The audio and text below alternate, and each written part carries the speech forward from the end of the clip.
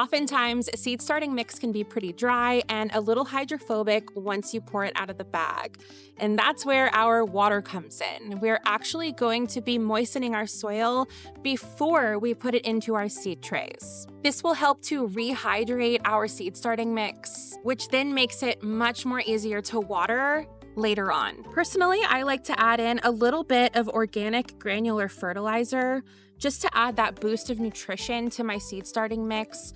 And then I also add in some vermiculite. Vermiculite has several benefits when added to your mixture. It helps to create a light and fluffy texture. It does a good job of holding on to just the right amount of moisture and nutrients, and it helps with proper drainage. Neither of these things are mandatory, but if you have them on hand and you want to add them to your existing seed starting mix, you definitely can.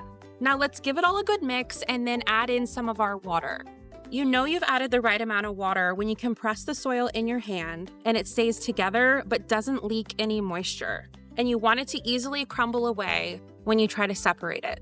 To fill your seed starting tray, I like to scoop some of it into the tray and then just lightly press down to make sure that you're filling all of your air gaps. You don't want to compress it so much that it's difficult for your little baby plant roots to grow, but you do want to make sure you're getting rid of all of those air gaps because roots do not like being exposed to air.